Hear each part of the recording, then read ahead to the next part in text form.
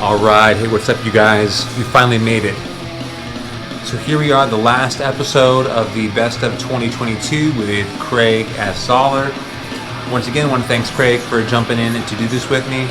So today, we have the last episode, right? So these are Craig's favorite albums of 2022. He put them in a well-organized, concise list. This episode, I think we get his top 5. In the background here, this is one of the records that would have been on my list. Very few people talked about this record. I'm actually kind of surprised, but this is Doldrum, and it has a pretty long title here. So, The Knocking or the Story of the Sound That Preceded Their Disappearance. Doldrum is an American black metal project out of Denver, Colorado, and no, there are no members from Blad Incantation in it. Okay, so Doldrum, quick. Sonically, they sound, I guess, like a lot of the more avant-garde or experimental Norwegian black metal projects. Bedwed Zende, Virus, if you will, Dotheimsgard are good examples of sonically what's going on this record. Thematically, however, it's far more rooted in this like American interest in hollow earth theory, like an intersection in the American 19th century when the physical sciences sort of were merging with like experimental pharmacology and sci-fi literature.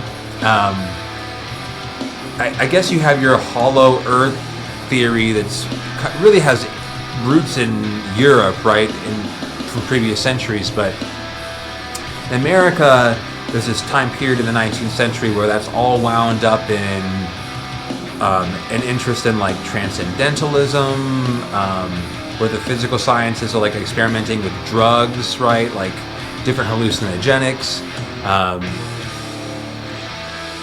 The American sci-fi is literature is sort of emerging. So here we are in 2022, and that's a bit of like American folklore, right? So Doldrum is pulling from that as source material to talk about, themes on this record. So it's not the kind of traditional occultism that you're probably used to that is specific to notions of Christianity, right? It's a little bit more about of American folklore that's having to do with a different kind of mysticism based on a very, young country pulling sort of traditions and myths from Europe, right? So the Masonry and secret societies, essentially secret knowledge that very well educated people, I guess, in the 19th century America are also sort of doing rather transgressive, exploring really transgressive themes, right? Anyway, so that part of American history, American folklore, is what Doldrum is rooted in. With that as like source material in terms of thematic content, lyrical content, you combine that with sort of the avant-garde experimental nature of Norwegian black metal from the, late mid-90s. It's a really cool listen. They do show members in a band called Gallows, which I think had a record in 2019, escapes me there, but that was a bit more straightforward in its presentation. This is a little bit more adventurous, so I'd recommend this for people who like American black metal that's a little bit more on like the left field, if you will, for fans who this does not sound like necessarily the Pact, which was the Negative Plane release. I do think it would appeal to that fan base more so something like Wayfarer, which is another Denver-based American black metal band that is leaning into American folklore. This is a little bit odd as an entity, which is why I would say like Negative Plane fans may be interested. Anyway, that's playing in the background here. Let's get to the video. Countdown with Craig Zahler, top 5 records, the grand finale for the Killing for Company, Craig S. Zahler contribution 2022. Thank you so much for anyone who watched these past few episodes. For those who are new to the channel, this is the first time stopping by. I have 3 other videos with Craig S. Zahler where we kind of go in depth on all of our favorite records from the past year. So here we are in February of 2023, and I'm finally wrapping up 22. It's been a lot of fun. Thank you for watching. I'll see you guys soon. So the next choice, we're at number 7. And I think I'll say this correctly, but I don't know. Black Silis. I think I know it as Black Salice, but Salice. Okay, I'll go with that. Black Salice, Esoteric Atavism. So this is obviously really raw black metal, and from Portugal. Very solid release. Like I had checked out something by these guys or this guy years ago, and it didn't really catch for me. I didn't think it was bad. I mean, clearly, like, this is that, like, Varg shrieked in the distance kind of black metal vocals. And in terms of a sound, I think it's like, and this is, you've heard me mention Moonblood a couple of times. Like, this has a bit of that. Like, there's the sorrow rage, where there's like an anger and a sorrow kind of at the same time. And a lot of the riffs, a little bit like that, a little bit like Clandestine Blaze, who, like some of their songs I think are really strong, but it's just a really uneven catalog in terms of the stuff I've heard. But this is, I mean, the thing, like, there isn't a ton to say outside of, like, the melodies I think are really good and the arrangements make sense. The first song is a weaker one. So a lot, like, it's not that often, I think, like, kind of a number of albums are leading off with something that's less good, but it's good. I enjoy this whole album. You get, like, really, like, you'll get some really, really long melodies. Like, there's one at, like, 3.5 minutes, really long melody, has a cool repeated tag that has that sorrow rage kind of vibe. You'll get to some open chords. It's not, even though this all kind of stems from that Transylvanian hunger through Moonblood, through a bunch of other things, like, it all stemming from that, like, a lot of times it's just this going on the kit the whole time and then going around and, whatever. Like, it's like, in the end, it's like it's so stripped down with that, and then the voice is so abstracted, like, like, really far off in the distance, that is really going to come down to, like, do you like the, like, does this melody catch you? Does this riff move you? And there are like, because the recording is so noisy, like, obviously there are raw black metal things where it just sounds like it's a rehearsal on the other side of a concrete wall, and then there's the raw black metal where it's so noisy, and this is that kind where you're hearing ghost notes all the time. Like at 5:45, it's like goes into blasting again. There are all these ghost note harmonies. I don't know if it's a keyboard or if it's really just like they're playing the guitar so quickly, there's just other room noise going on. I don't know what it is. But so there's this is the noisier, caustic side of that. The second song, Channeling Old Power, good name, and one of the 2 highlights on the album. This is a little bit more like a mid-pace glory march, where it's just kind of that push ahead, like the sort of thing like you might get on like a Bathory album, but the beat is a little bit more syncopated. And then it leaps into a blasting part that has like that Moonblood sorrow rage with a cool tag. I just dig the lick. Spiritual Poisoning, also that song is also kind of in the Moonblood space. Atavistic Reconnection, that's more of like a dirgy mid-pace march. It's enjoyable. More stuff in the end. I'm like, are these notes? Is this stuff I'm hearing? Is this just noise? Did they put keyboards in here? Can't quite tell you. When particularly the stuff with the bass. Like, it's really noisy, and I'm listening with good headphones and trying to pierce this, and I'm like, I feel that there are notes in there, but I'm not positive. It's just a combination of the raucous intensity and strumming, or if there actually were little keyboards put in some of those spots. The next song, Triumph Over Eternity, I think is the other highlight. And this is a nice thing where you get like a simplified lick, and then you get the more complicated variation of it. There's a tom breakdown at the 5-minute mark. That's really cool. This is just a well-shaped song. The last thing, Towards Transcendence, feels like an outro. It's got a bit more of a doomy plod. And then eventually it's not like noisy. It actually turns into a straight up like harsh noise thing. They kind of do a crossfade, and then for the last few minutes of the album, you're not listening to really metal anymore. You're just listening to the noise that has progressed to. It's like we're just going all the way with it, and it's cool.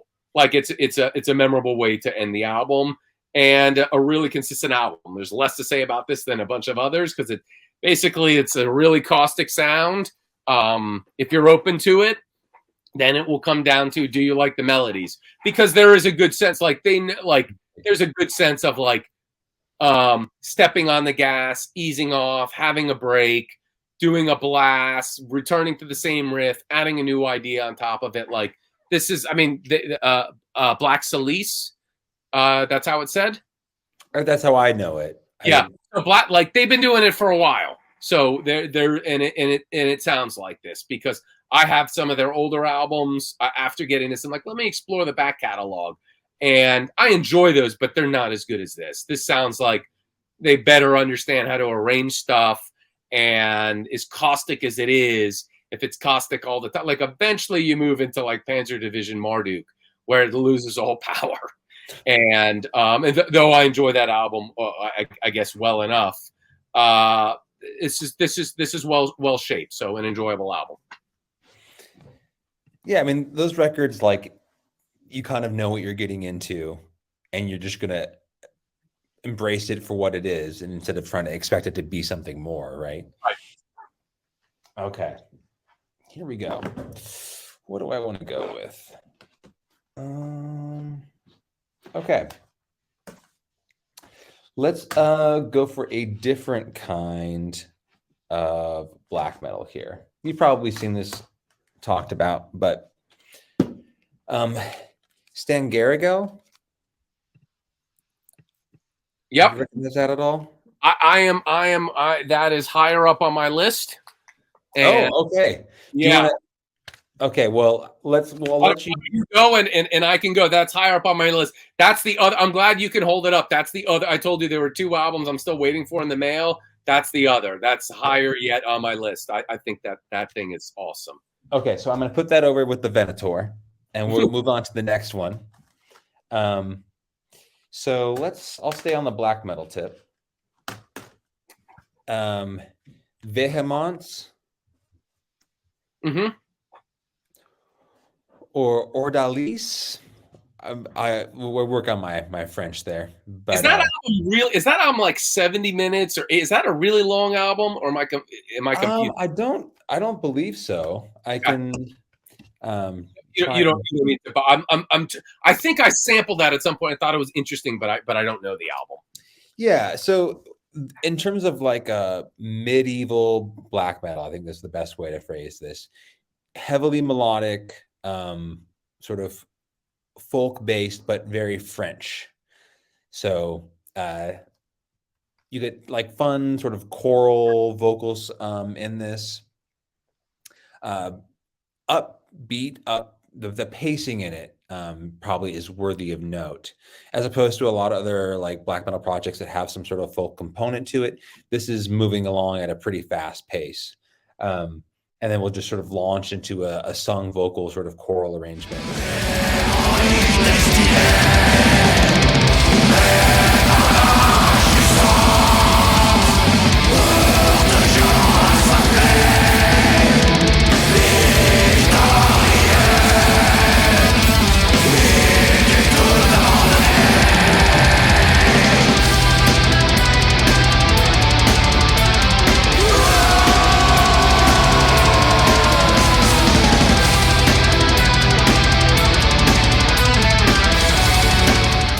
For something as melodic as this is, and with enough sort of folk elements, the intensity of it is probably what sets it apart from a lot of other sort of bands that are playing in this style. So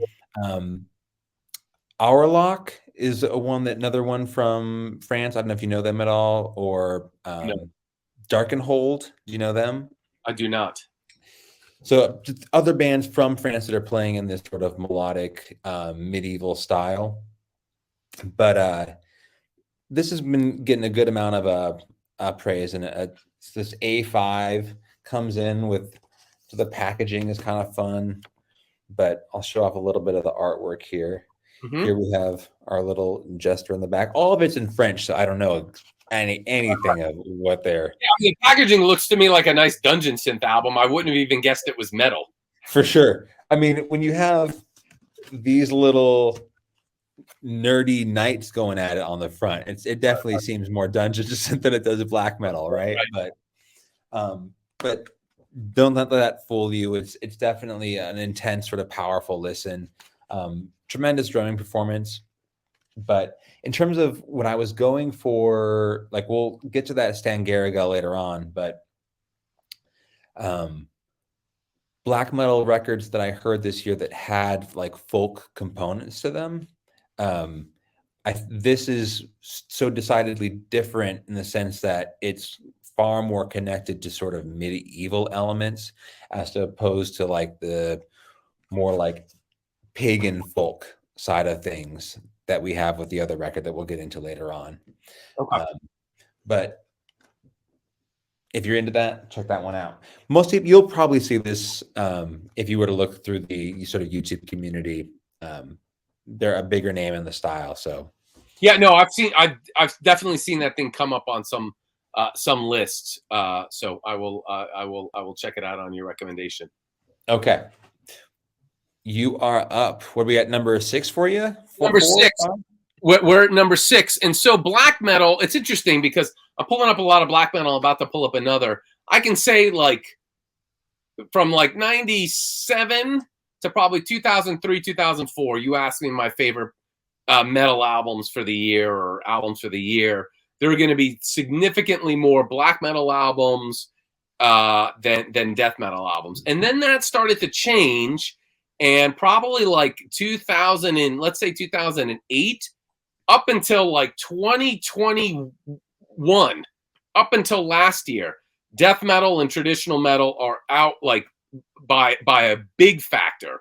Many more of these releases than black metal. And it isn't like, I think the best black metal albums I would rate over my favorite death metal albums. Like if we were to take maybe the top 20 of each genre, but there are many, many, many more good death metal albums, I feel.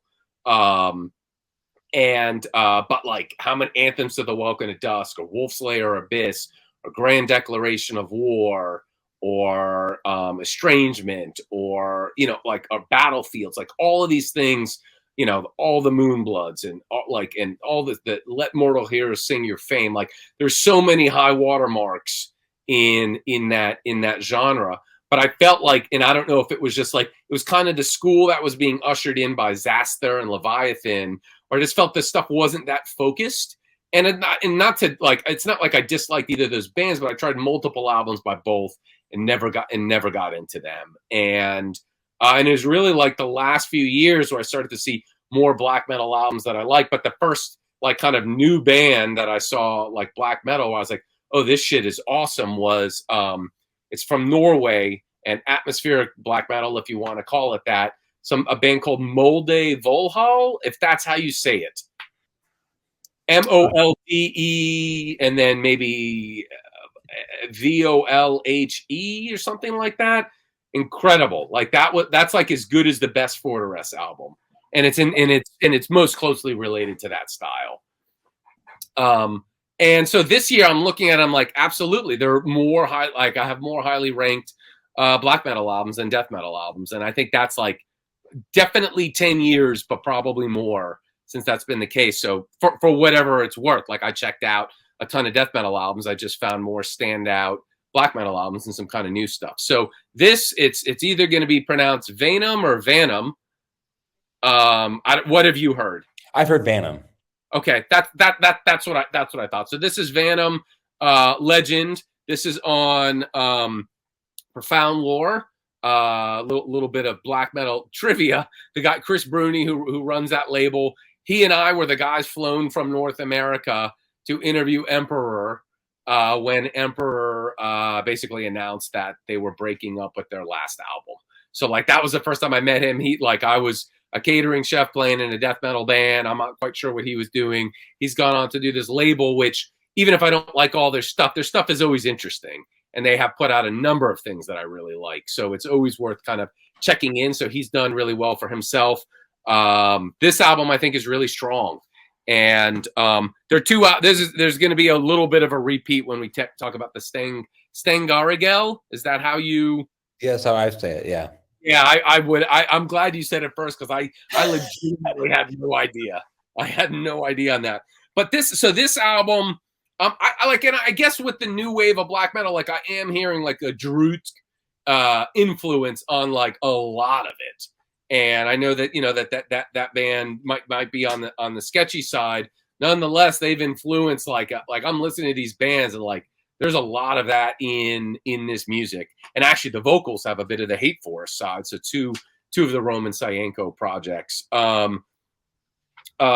So this thing. So with Adversary, the first tune, you get like a little bit of like the Bathory 6/8 deeper vocals. You get timpani kind of making it bigger. And then at 2 minutes, like you sort of get the true beginning of the tune, and then it moves into a bunch of faster spots, and you'll get like these songs are rich in terms of the layering, and to have a thing like a timpani, and then at 5 minutes in, you get like a highlight, like a single note melody that's really really strong that brings it forward, and then like 6.5 minutes in, you get a twin lead line that's really strong, and then they do like a weird meter revisit of I think like the opening ideas, and it's really well arranged, it's well produced, and in general people say production and they mean like how good does it sound, but it's and it sounds good, but when I say well produced in this case I'm meaning more like they're putting in good parts and additional instruments and things in the mix that make this sound richer and bigger in a smart way. The next tune, Gateway in the Key, straight. I mean, this just sounds like a Droop song, and then it lands with a nice tremolo riff at 4:10, and kind of switches eventually into some more like Borknagar kind of pagan stuff, and has like a cool choir synth. It's a really strong tune. The next one, Frozen in Vile Illumination. This sounds like Forgotten Legends, to be very specific about which Droop it sounds like. And then they start introducing some other stuff, because it's not like for a while it's like, oh, is this just going to be essentially like a Droop album? And for a little while it seems like that, but then it gets, I think, a little bit more into its own voice, because there's this palm muted riff that comes in that certainly has that like Greek rotting Christ, a Verathron kind of thing. That's like this palm muted lick that's really nice. This song drags a little bit, but overall is solid. And then the next one, the title cut, you're getting like, that straight blasting thing. And I mean, like, I let's call this an homage. Hallowed Be Thy Name is in this song. It's not like Iron Maiden is a little. Do you know this album? I haven't listened to it. No. Okay. Hallowed Be Thy Name is in this. Like it's a transition from that is in this song. Let's call it an homage. It's just a transition. It's not a main landing lick for this. And then there's like some heavy, like a little bit of heavy metals coming out. There's a spot that sounds a little bit like Iced Earth, and where they're bringing in that kind of weight and bottom end, and then over it they're putting a twin guitar melody. So sort of building out. And at that point I was like, oh, these guys are their own guys. It isn't just going to be like a Roman Sayenko worship. And then Beneath the Pillars of Earth and Air, it's like a little bit like Funeral Doom, like Evoken for a bit. The singers has some really nice inflection. Again, it's deeper. It's on the deeper register of that sort of stuff. And there's some like kind of tapping parts as it moves into this kind of cruising temperature. or this cruising tempo. And then it gets into these really. Do you know a band On Thorns I Lay? Mm-mm. So they're a Greek band that I think became terrible. But they have an album maybe called Orama or something in like 97 or 98 that I reviewed for my zine back then that has like some of the lushest, prettiest twin guitar stuff you're ever going to hear. And I say twin guitar, but legitimately it's probably like 6 guitars. And it's like, it's just really, really pretty. And this thing has some stacked stuff that is along those lines.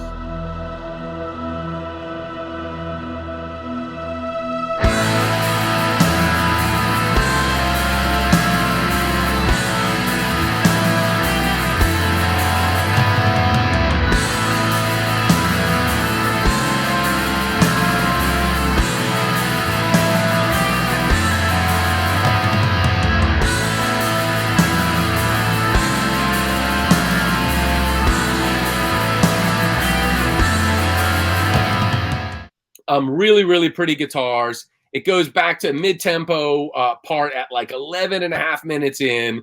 And then you get like this like held note with this really strong drum conclusion. And like they let the drummer conclude this thing over the held note at like 13, like what do I have? 1340. So this last song is quite the monster. It's really long.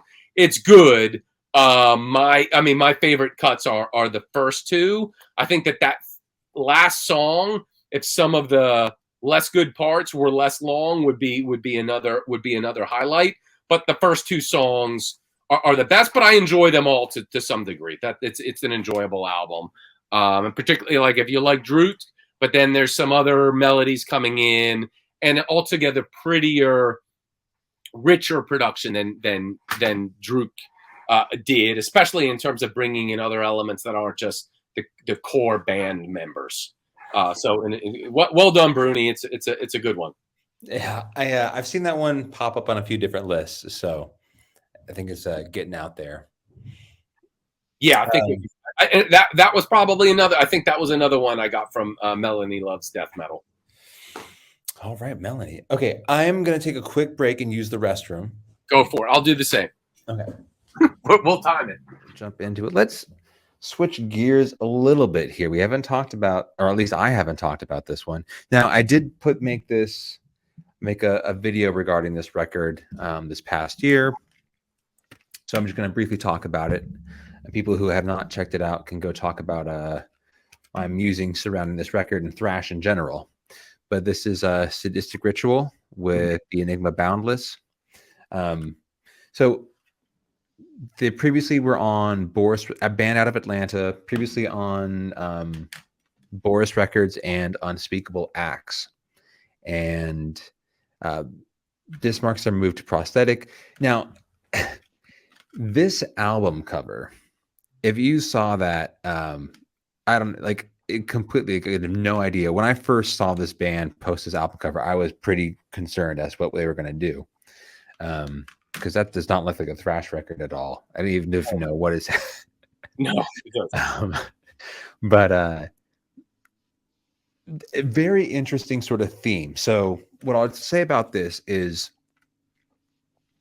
their previous release, Visionary of Death, which came out in 2019, was much more of a pure death thrash record.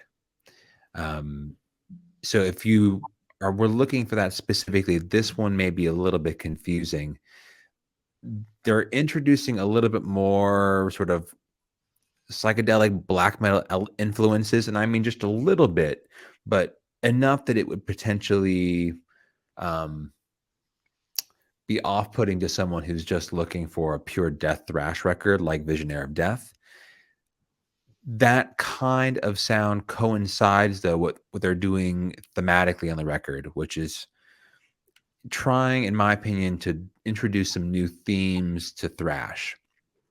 For a genre that has probably run out of a lot of ideas in terms of what to thematically explore in a record, they're kind of taking this sort of state control and modern media as I'm speaking to you on YouTube in front of a camera, and um, uh, basically it's how surveillance and media operate in our lives today, um, in relationship to how thrash is historically approached authoritarianism. So it's an interesting blend for a genre that is, I think, needing some new ideas for subject matter. But I really dug this record, just musically. Um, there's very little barriers, I think, in terms of that death thrash side of things. They sound decidedly American within the genre, meaning there's enough sort of influence coming from the Bay scene in particular into their death thrash sound that make it decidedly first a thrash metal record with sort of extreme metal leanings.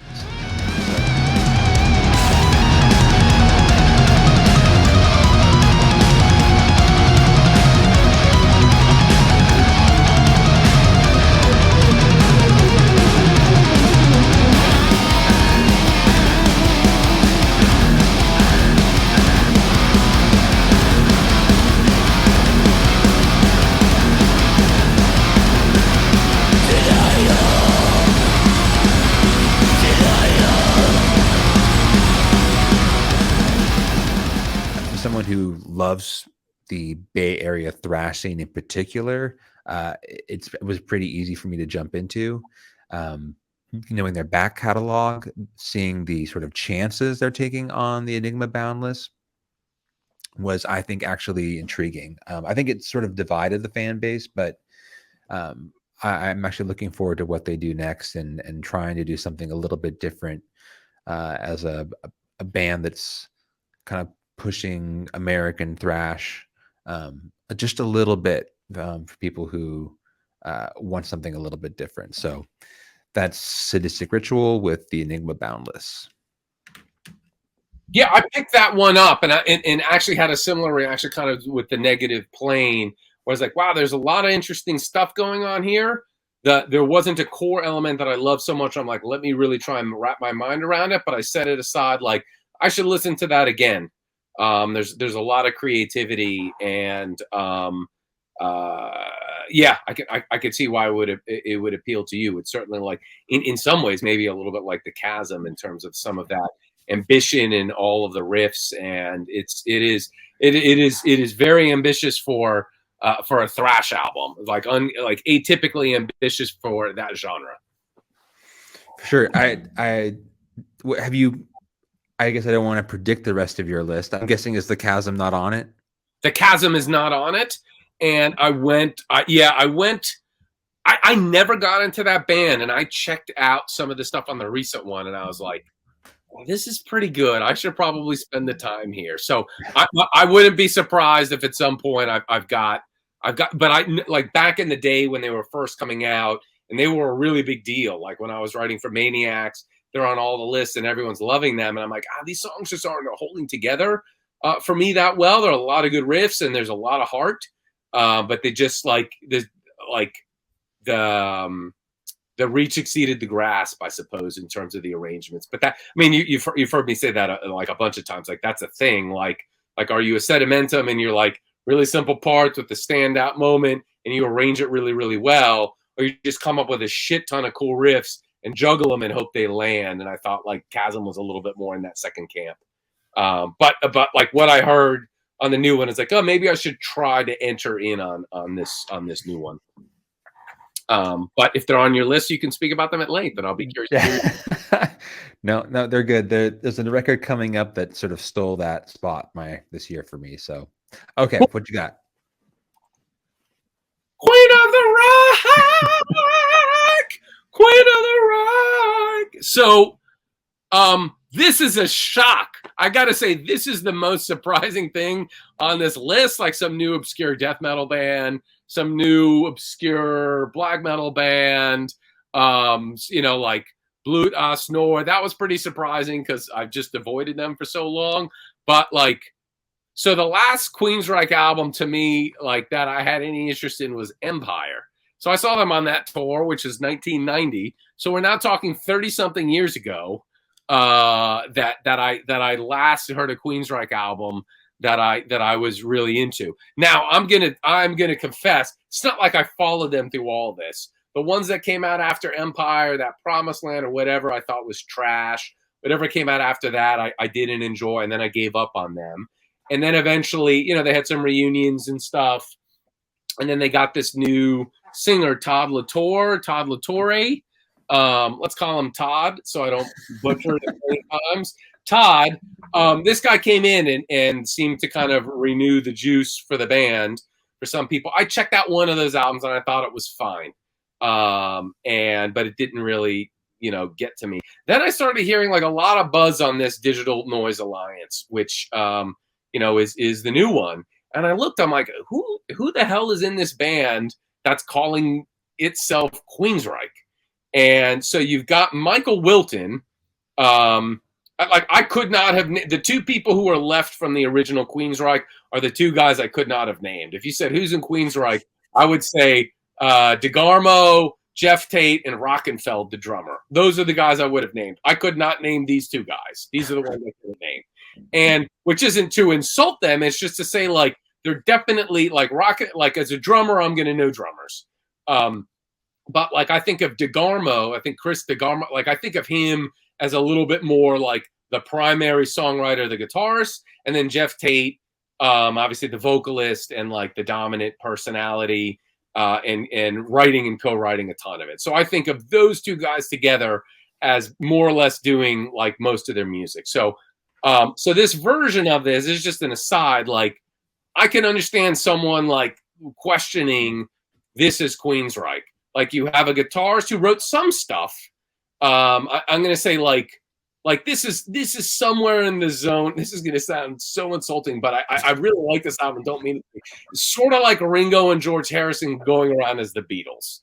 Like in terms of how much stuff they contributed. So like yeah, Harrison wrote stuff. I'll say this guy, Michael Wilton, he wrote good things in the old days. So it wasn't like, I mean, like legitimately, Rubber Soul is a really good Beatles album. The way to make that album better, get rid of the two shitty George Harrison songs and the shitty Ringo song. And then that album is awesome. Get rid of those songs that the other guys did. I think in the Ringo song, he may have just sung it and co-wrote it. But in any case, this Michael Wilton, I went back and looked at those old albums to see what he'd written. So he'd written some. Let's say he's responsible for like 30% of the material on all the albums I care about. I think The Warning stands in a class by itself, is definitely the best thing this band ever did and very likely will ever do. I like Operation Mindcrime, I like Empire, and I like Rage for Order. The first EP, I like Queen of the Reich, and The Lady Wore Black, but the other two things are not good. I'm like, let me check out a tune from this. And I listened to it, this first song, this In Extremis. I'm like, man, this shit is good. It's like, it seems like Empire. It's this hopeful Empire chorus. You've got this additive meter break, so they have a little bit of that prog thing going on. And I'm like, okay, let's check out the next song, Chapters. These are not good song titles, by the way. Chapters. The chorus is really good. I'll say, like, I'll describe this mix as absolutely the most polite mix of everything that I'm discussing. Probably everything you're discussing, though I've not heard a bunch of that. In that, like, those guitars aren't going to get in the way of that bass guitar. That bass guitar isn't going to get in the way of the drums. Those vocals aren't going to get in the way of the leads. The leads are like, it is very clean and like a little bit like, say, Rush's Presto, like this, like really crisp, clean. You can hear everything, like complete transparency all the time. I'm sure that's by design. Although it sounds vaguely insulting, I realize as I'm saying it, I don't mean it to be. Like, it's clean. Like in that Fates Warning album, maybe it's called Parallels or whatever. It's the older album I like the most. This is that sort of thing. Lost in Sorrow, like the choruses are good. The arrangements are nice. Like a lot of the guitars just sort of wash. Like, you know, like it's not like this isn't really driving riff stuff. But the Lost in Sorrow has the high singing at the end into the vamping is really nice. Then there's a song in here called Sick Death, which is this like double time pulse, which is like with open chords. Is a bit of a 90s lick. That's one of the only things where I hear 90s on it, and they call out the album title. Then Behind the Walls, this is a highlight. This is a nice moving 6/8 thing, some cool drum fills into the chorus. And a real nice interplay of like a vocal idea, like "Did you," and then a guitar line, "Ever," and then a guitar line, and then "Love Me," like guitar line, like "Did you ever love me?" And this is something you see a little bit more with the veteran bands, and the Scorps do it, and you know, a lot of like Maiden. I feel there's like, here are the riffs, and then they're singing on top of it. But like this trading back and forth, it feels like it's something written by the guitarist and the singer together, and that kind of handoff synergy is really nice. Nocturnal Light, you get a little bit of like an industrial sound to some of the beat, and really processed vocals. So this feels also a little bit like some of the studio trickery that they're doing, like Operation Mindcrime and Empire, where it's a little bit more studio project. And then the chorus is really like proggy and has this kind of pulse on like the China Crash. The song Forest, man, some of these titles, man, like just spend 1 minute trying to think of a title so it's not Forest or Realms or Hold On or what, like whatever. Like they're creatively, they're firing where it counts, just not with the song titles. The Forest feels a bit like a glam metal ballad, not very good. Realms is the other highlight. You get this really kind of choppy verse into this this unexpectedly like soaring chorus is really, really nice. Hold On is really strong.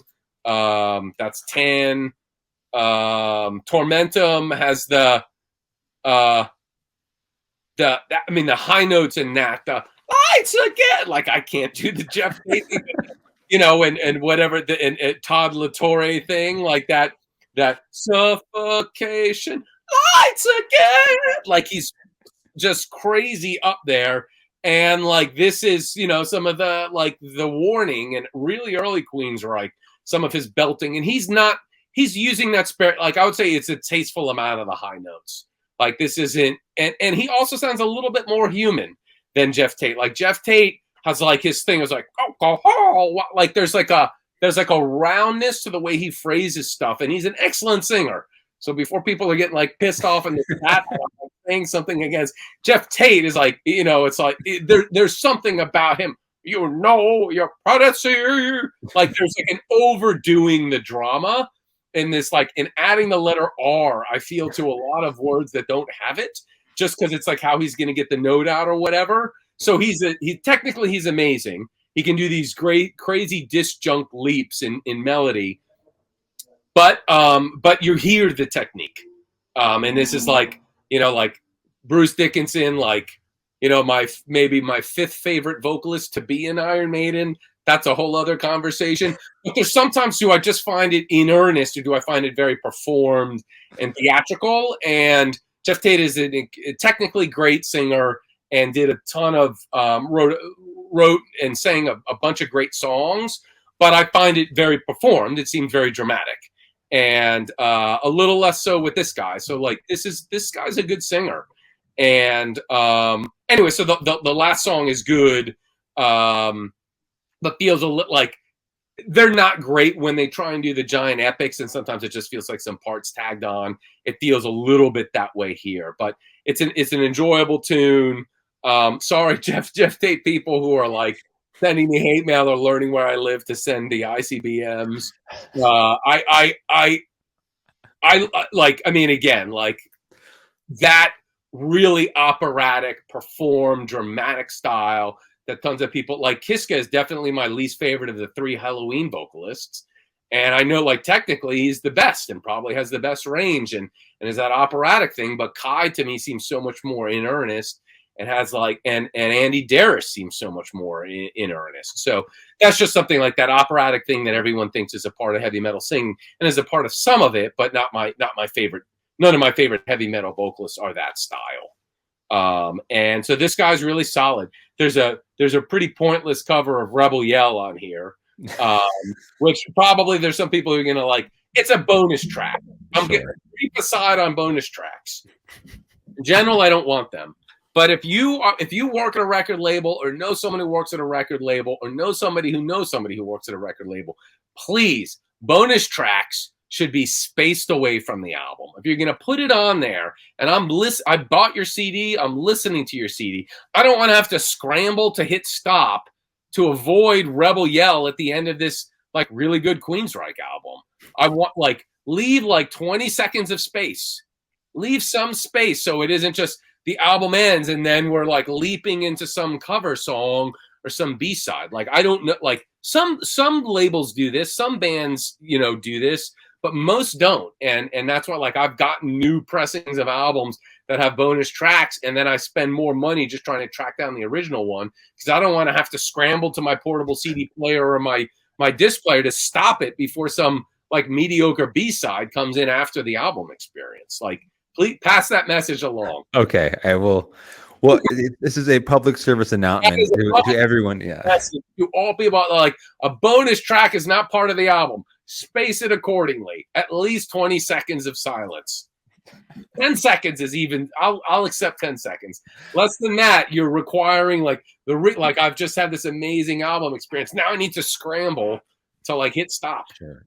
So, it's a stupid rant, but it bugs me. And this album, I've got to do it because I don't want to, like, I hear this like transportive, real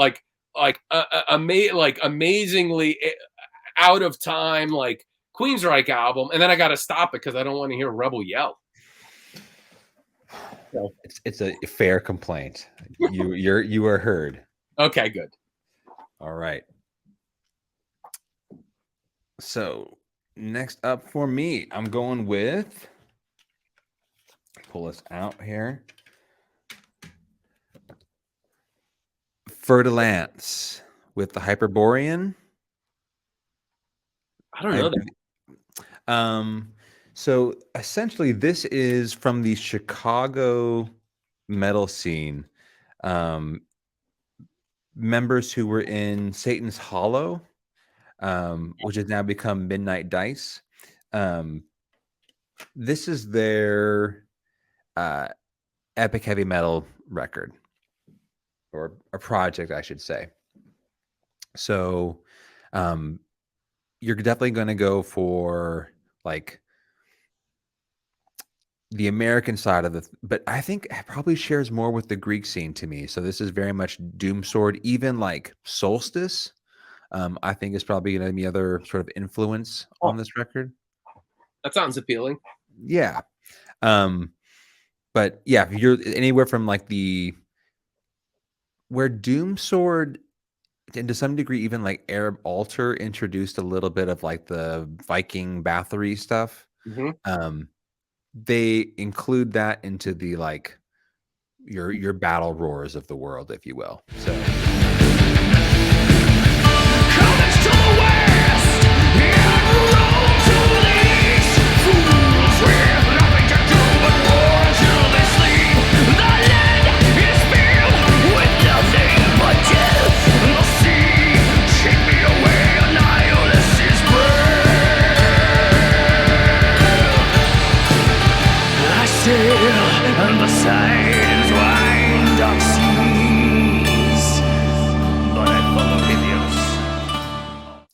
this was one of my favorite epic releases that is probably a bit more on the doom side by comparison to that like Memorialist release that I talked about earlier, which is a little bit more speedy. Mm-hmm. This is slower, heavier, more dramatic, if you will. So Fer-de-Lance, Hyperborean. I'm gonna check that out. That sounds good.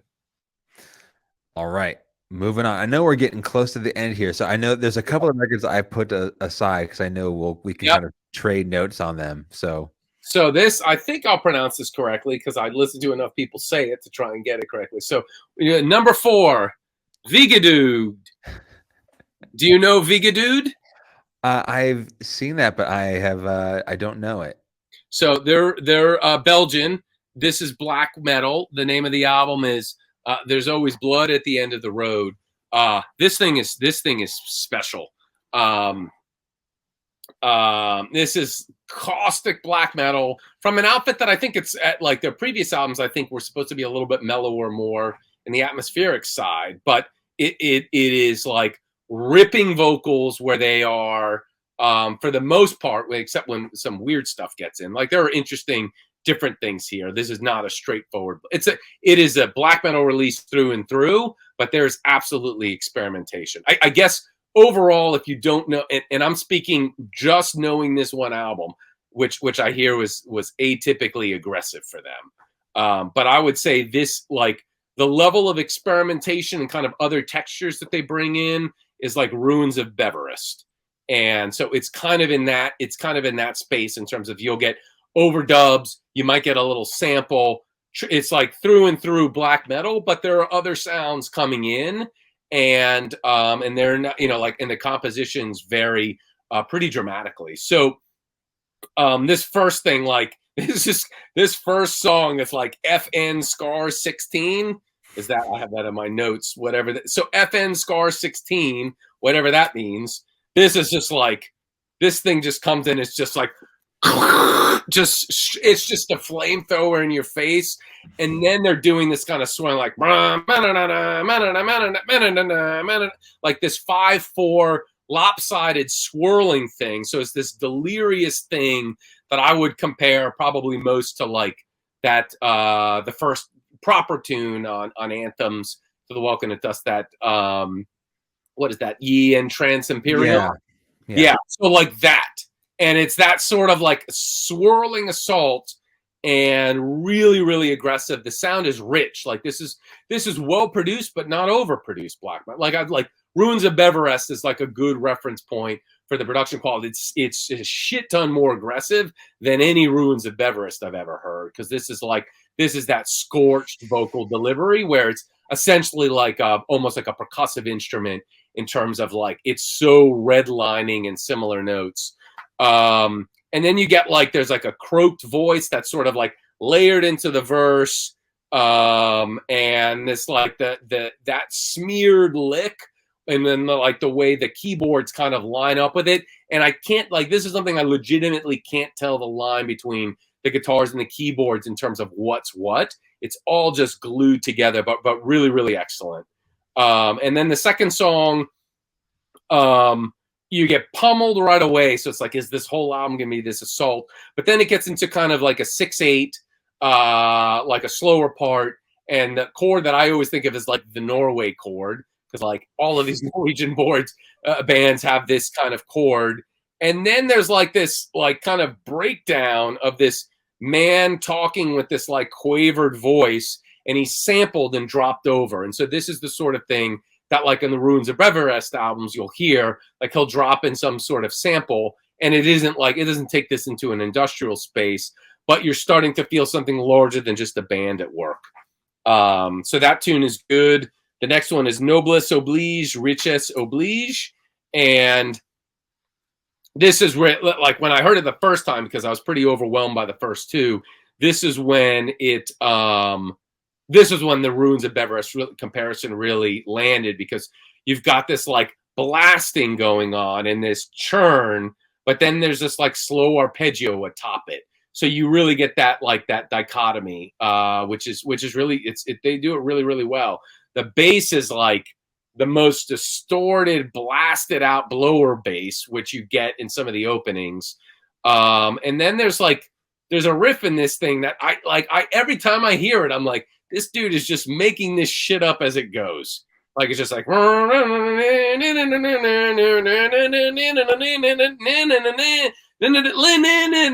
it just keeps going. It's like 20 seconds long, this riff. It completely seems improvised. It's cool. But like, so you get that, and then there's like a cool landing lick that goes over a blast beat at the end of that.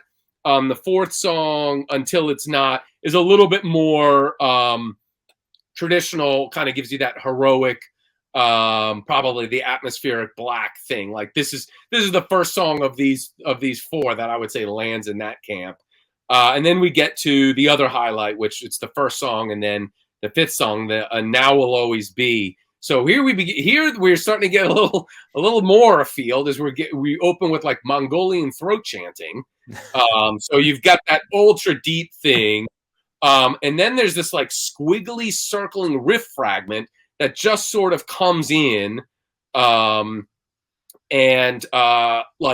it just keeps getting cycled, and it's played so much you have no choice but to accept it, because it's not really like catchy or like a good classic riff, but it's this fragment that's played again and again and again, and then the bass notes start moving slowly through it, like in a cool like minimalist way. And so this one is very, this is like, again, Ruins of Beveras, and this is another highlight. Then there's a thing called Wade, which is just sort of like an acoustic thing that then goes into something that sounds almost like a loop of klezmer guitar. Super like eclectic weirdo stuff. So this is like, certainly this is the kind of thing, if I just drop the needle on this, I'm like, oh shit, this band is going to be doing stuff I don't want to hear. But by that point, they've earned up so much goodwill, and this is just an interlude. It's not really a big deal. And then Nuages, I'm not going to pretend to pronounce that. This thing starts with how a song, like a song ends and it's the stadium finish, and the guy's doing the crash and all this sort of stuff, and the dudes are making. So this thing starts with like it seems like 2 minutes of that, ultra dissonant. So I'm like, well, this album has completely gone off the deep end with the sample loop klezmer into this thing. And then at like 2 minutes in, you get like this, like almost like a classical phrase, like this kind of grand classical, and you kind of like, all of a sudden you're sort of listening to a song, and then eventually it returns to pretty crazy stuff where it's like they have these like open chugs, and then like essentially what's like free jazz happening with like guitars and squealing all over. But ultimately it holds together like that. I realize that sounds a little more insulting considering I think that song works. Then the next song, Theft and Begging, that's the searing black metal attack. We're now kind of on course with what was promised at the beginning. And then it moves into that kind of like cool cruise control black metal where it's just like kind of, there's like no intensity, but like a cool space, like something like a Better Forgotten Woods kind of song. And then like, it's like, okay, this is, we're now in this space, but then the assault happens and it's just the fists like right in the face.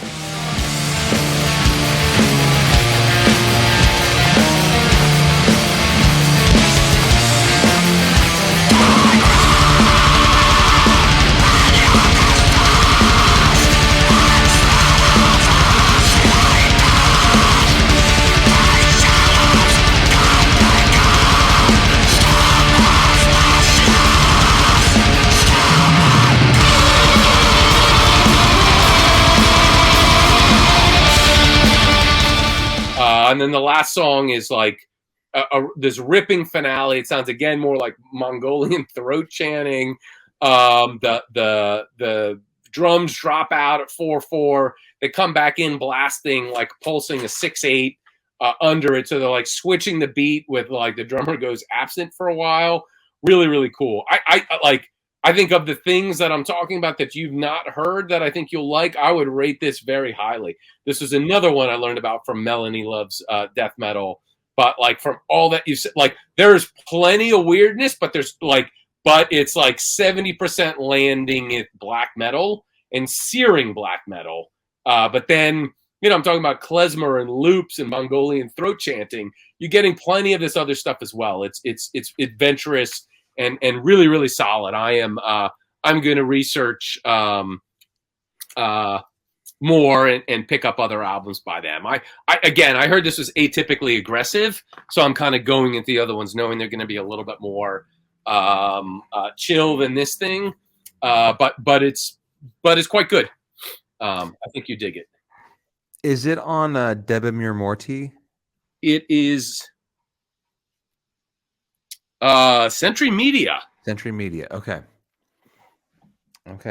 Who'd have thunk it? I feel like there's a time when like probably a third of the albums I would list at the end of the year were from them, and then like now like years go by and not I'm not getting anything from Century Media.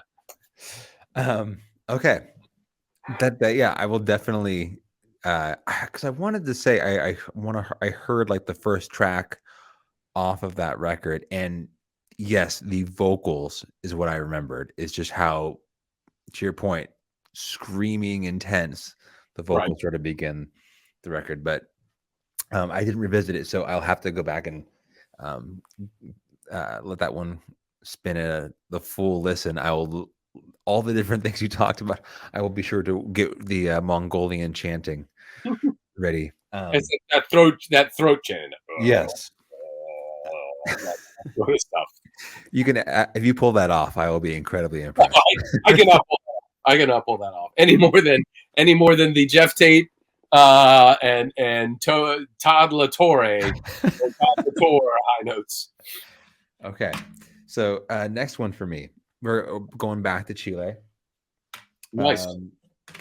So this is, I think it's pronounced Inanna. With the Void of Unending Depths. So I guess this is a bit. So what I was saying earlier about the Chasm not being on my list this year, in terms of a band that I thought felt best suited to be in like the progressive death metal vein, the Inanna definitely fit that category for me. Are you familiar at all with the project or the band? No, not at all. Okay. So they've been around for a little bit, and their last release, I want to say, was in 2011. So it's been a while, but it's so this is you're saying this isn't ANATA. ANANNA. Okay, because I knew there was kind of a tech death that was like a Nata way back in the like maybe around 2000 or something. Yeah, so yeah, there is a Nata that's a Swedish band. Yes, ANATA, I believe. Okay, it's not that one. No, this is ANANNA. Got it. But yeah, this is their densest offering to date. They're more complex. It has much more. So like we talked about Rotten Tomb earlier, but bands that probably would be better suited as peers would be a band like Godless or let me get this correct, Unaspreklichen Kulten. Okay, yeah, I've heard them. Which is I would assume as a Lovecraft fan, that'd be. I assumed as soon as I mentioned that you'd be able to correct me. No, actually, that's a whole other thing. By the way, everyone's saying Cthulhu. I know that there was an author who was a contemporary of H.P. Lovecraft's named Donald Wandre. They both wrote for Weird Tales, and he said Cthulhu once, and he's like, the way that we say it and the way that I say it, he's like, Lovecraft looked at him like, what are you saying? Not how it's supposed to be at all. The sense was that you're supposed to kind of cough like like that is written that way, but you're supposed to be making something that's not in our conventional alphabet, like like a normal phonetic that we have. But no, I don't know how to pronounce. Okay, well then that's made up. But I think it's supposed to be German. Right. But I mean, yes. Cockton. Feel free to have fun with that. Okay. Well, anyway, this record sounds closer to that in the sense where it's like darker, heavier, Lovecraftian sort of. Maybe another non-Chilean reference would be like Sulfur Aeon. Okay. Is it as polished as that? That's really polished stuff. Yeah, it is not as polished. It's on, it's a different record label. I think this is their first release on Memento Mori, where I think Sulfur Aeon is on Van Records. I love Van Records, but this is definitely a little bit grimier. Memento Mori, I'll take over. Yeah, I prefer that label. Okay. Yeah. Um, and but there's elements of this that remind you of their more progressive leanings in previous records. They have parts of them where they will get like stripped down and really clean, sort of open, cynic inspired spaces.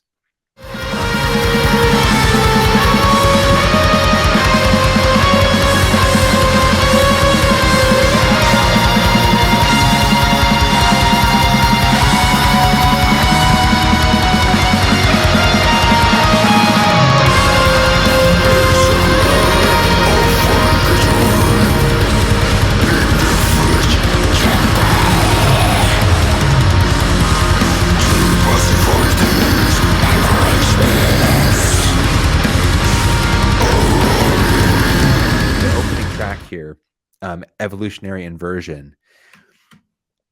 So they have like deeper and higher vocal personalities. I think there's two different vocalists, I think, for the record, and the riff will have like a arpeggio that sort of sits on top of it, but then the guitar, there's another guitar track that will layer and build off of, like, build a harmony off of the sort of what was previously backing guitar track. And then the arpeggio will sort of fade, and they'll sort of build and scaffold riffs that way. So there's a lot of interesting guitar work going on, but none of it is so busy at any one point in time that it resembles anything like tech death. Their sort of transition happens when all of that chaos sort of dissolves, and then they sort of get into their little moment of quieter proggy things before things jump back into the upper stratosphere and more aggressive kind of death metal. But 7 tracks here. The 4th track, which is underdimensional, and the 7th track, which is in Spanish, Cabo de Hornos. I think that is like, it translates loosely to like furnace cape. But they're the longer tracks here, and if anyone who wanting to check this out and to get all of the dimensions to this band, those are the two I'm going to recommend for you. It's not that the other tracks aren't worth your time. It's just that you get a sense of all the talents that this band and this record offer off their longer pieces, and really would serve as a gateway to kind of, I would say, like, are the pillars for a record, and then you sort of build off of them in either direction. So I would say, if it's going to be a progressive death metal record for me, in terms of how I like my prog, specifically within the genre. So Inanna, Inanna, with Void of Unending Depths. Cool. All right. Are we sure your final 3? I'm at 3, and so for 3 I have Stangarigel, if that's how it's pronounced. Yeah. Want to go first? You were the first one to pull it up. I don't have the physical copy, as I said. I'm waiting from Europe. Well, we'll share the stage for this one. I guess I'll jump in first. So I don't know the title for this. I'll just skip over because I don't know how to pronounce it. It's all going to be yeah. So, Surdaka. Yeah, this is a total mystery. I'm glad you knew how to nailed it. Absolutely nailed it. Yeah, let me just. I'll show this off. So I heard about this record because I'm familiar with Malakarpatan. I don't know if you know that band at all. I didn't. After liking this so much, I checked that out, and I thought that was okay, a bit playful, and not having the magic of this at all. But I didn't go deep on it. I listened to chunks of some cuts, and I was like, because I was just like, oh man, I want more by by this artist, and that was all that was available. So maybe it's great, but my quick sampling, I was like, oh, this is a little bit jokey and playful and has none of the ancient world magic of this album. Yeah, so it's definitely a interesting blend of like heavy metal and Slovakian folklore. But and then they've been around for a little bit, and it's been an interesting project to sort of dive into, because I think so much of the literacy that I have specifically with black metal is really founded in Norwegian black metal. So when you get a chance to have another sort of cultural lens to navigate black metal, especially something like Marla Cupperton, which is very much like kind of first wave black metal, kind of heavy metal, not really true, black metal. Right. And the folk elements are so powerful and pervasive that it's an interesting sort of gear switch if you're moving from like Ulver, for example. Yes. When Stangerayel came around, to me, it sounds like those, or really a single musician from that band, looking sort of back at what second wave Norwegian black metal gave heavy metal as a genre, and diving into that sound. It sounds like Malacarpatan to me interested in exploring sort of Norwegian black metal. And it has that kind of, to your point, natural world mysticism to it. I got into it, and it just immediately like resonated. I remember reading on the Bandcamp page that they advertised it as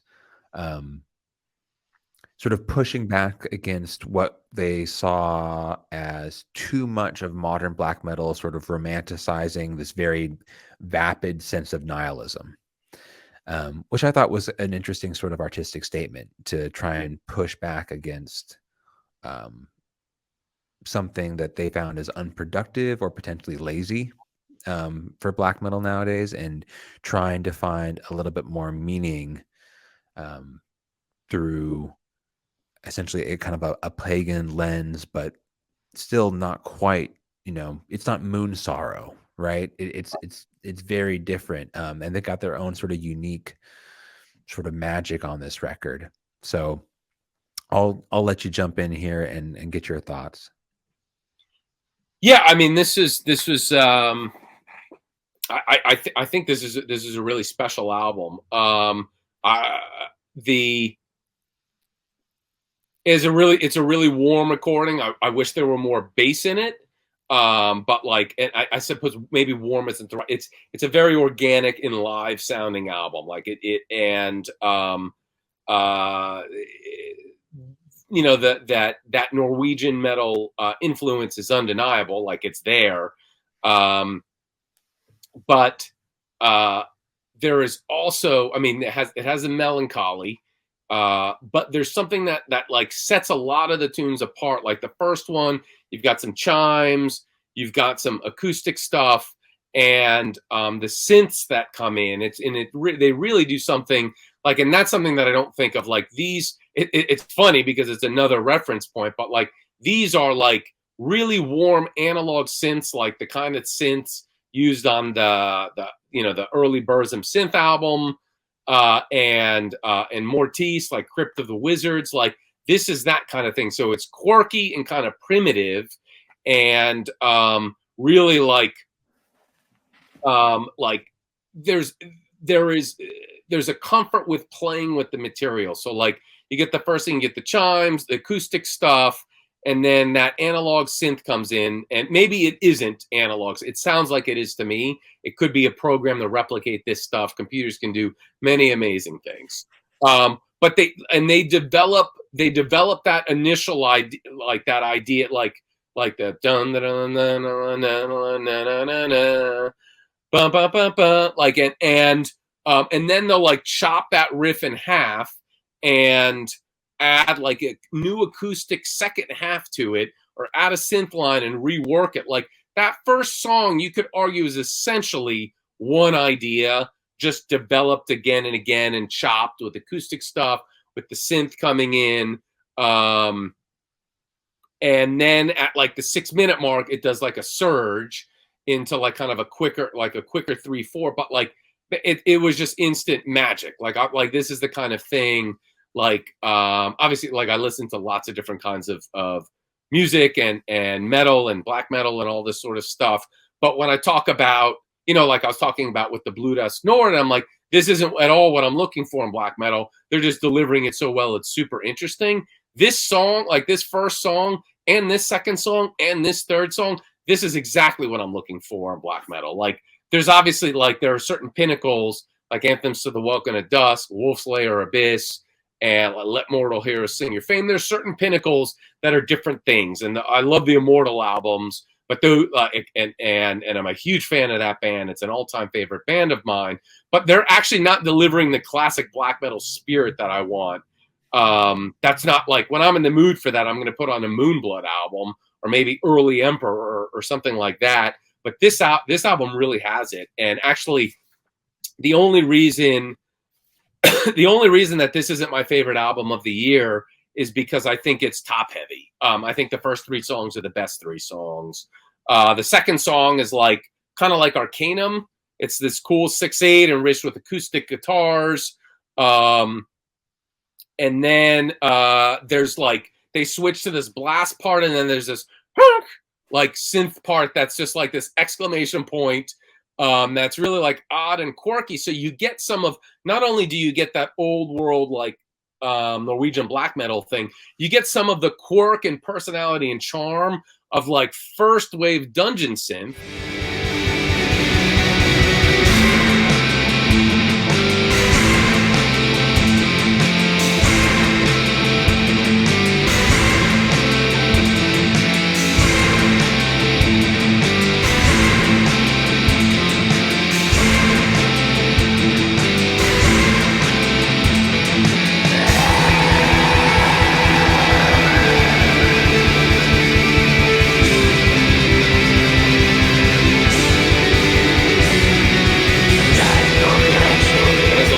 Dungeon synth, that's just an additional plus. Like the synths in this do not, like if someone says this is symphonic metal or symphonic black metal, they're not listening to it. And if someone says this is atmospheric black metal, like I like this certainly isn't hitting the contemporary definition of this.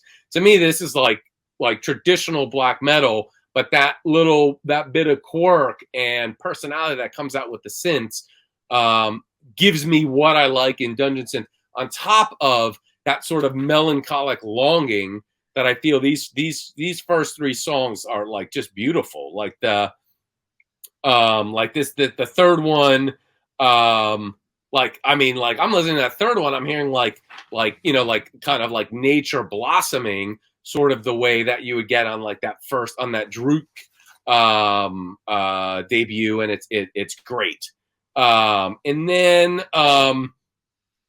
you get the quirk continues. That 5th song, there's like a searching kind of questing melody that you get like some, like again, more synths making it interesting, and then he gets a waterfall and mouth harp.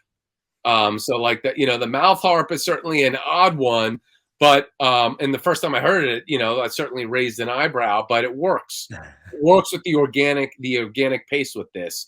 And then the last, so anyway, so the 4th song is just like an interlude. It's like war sounds or something.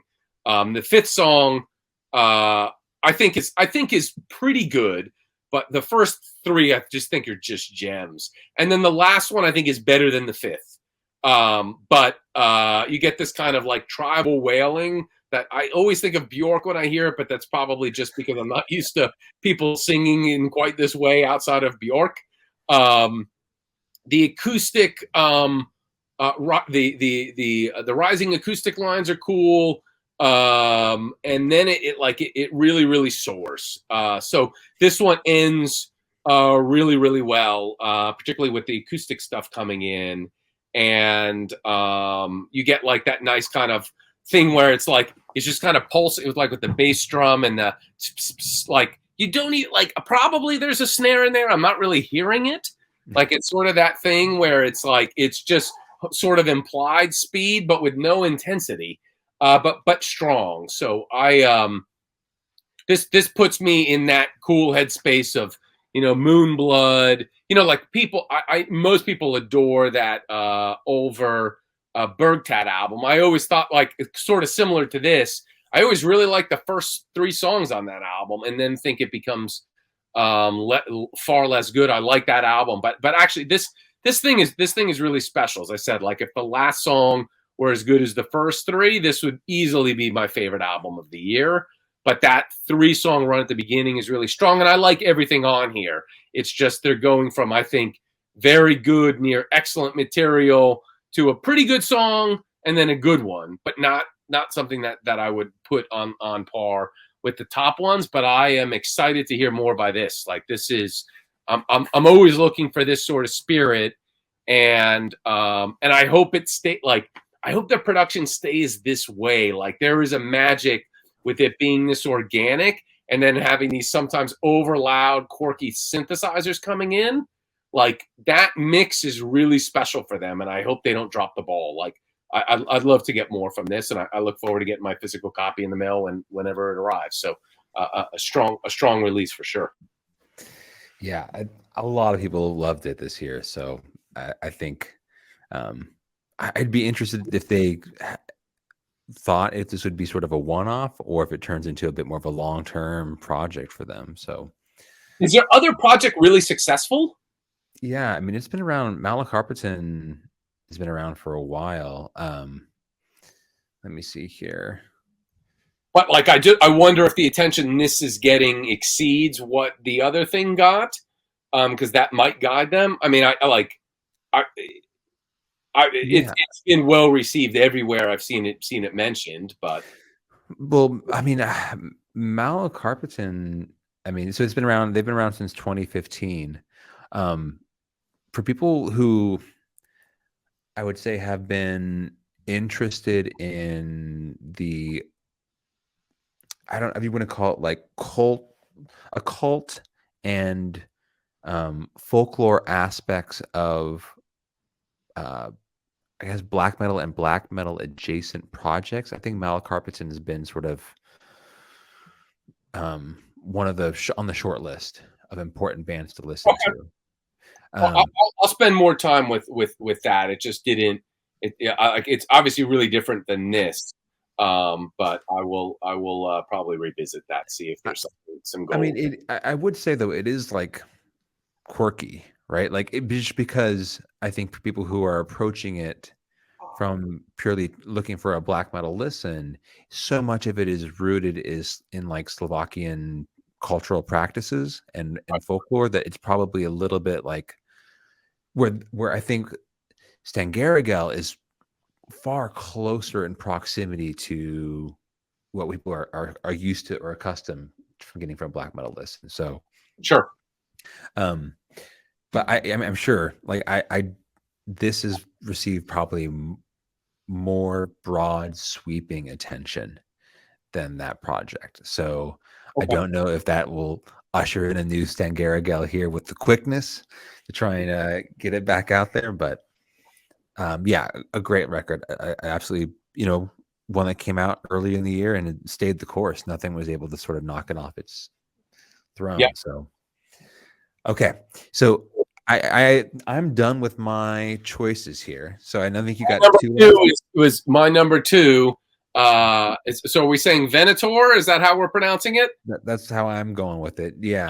This is not an easy thing to say. I heard Marty fumble with it when I sent him this thing, and it's something about this just does not roll off. It's not a bad name. It's just something about it is I'm just not sure where the accent should go.